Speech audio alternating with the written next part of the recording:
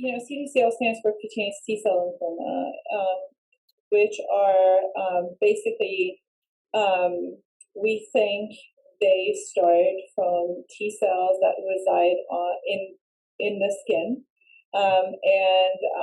How I put it to my patients is that one day these T cells become, and we don't know exactly what that day is, become haywire and sort of like develop their own brain, and that's sort of like what very simply put cancer is, and don't follow the rules of regular T cells, who are whatever white cells, which usually protect us from outside environment and infections. So cutaneous T-cell lymphoma is a broad category of malignancies. It involves multiple numbers of conditions, but the most common one is mycosis fungoides, which involves more than 50% of the subtypes of cutaneous T-cell lymphoma. And there is another variant, the leukemic variant, where there is beyond skin involvement, there's blood involvement, called Sézary syndrome. These are mostly, again, mycosis fungoides, which is the most common one, mainly involves the skin.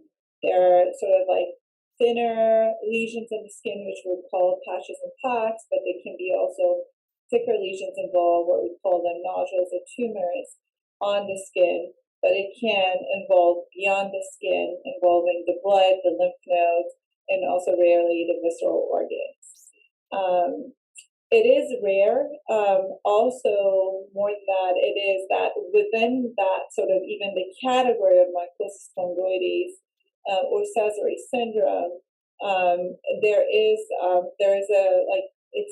within itself is a heterogeneous.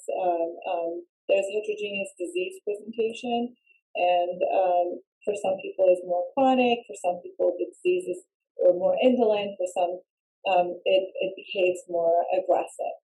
And that's sort of like putting it in a very, very tight nutshell. We can talk about this, just that subtype of mycosis fungoides for hours without end.